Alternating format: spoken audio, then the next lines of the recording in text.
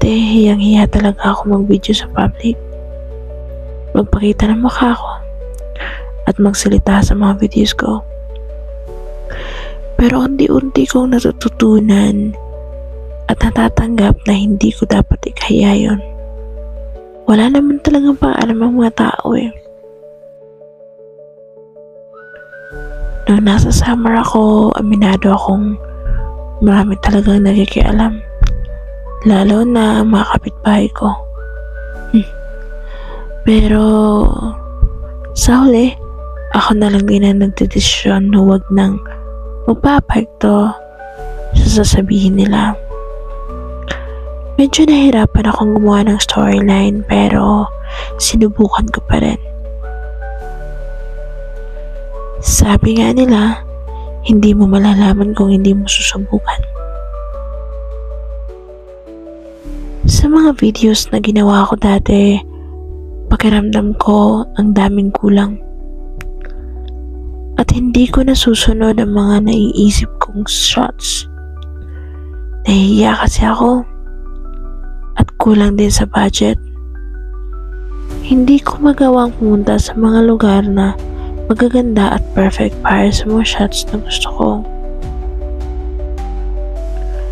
Mas lalo pa ako nahihiya kapag may ibang tao. Ang dami ko nang sinubukang content, pero dito ako naging komportable at nakakakuha ng mga idea para sa mga artistic kind of shots, kind of videos. Kaya ngayon, sinisimulan ko na ang paggawa ng artistic videos dito sa Baguio City. Mas maganda kasi na hindi ko sila kilala. At the same time, hindi ako nahihiyang mag-video kahit saan.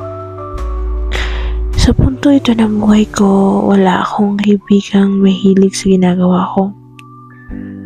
Ayoko rin namang makaabala sa iba.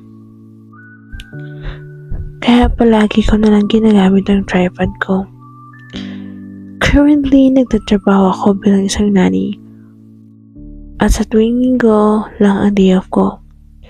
Pero okay na rin dahil nagkakaroon ako ng oras para maka-upload ng videos. Nagawa ko na yung isa kong video and follow me yung pangalawa. Hope nakapag day off ulit. See you in my next video.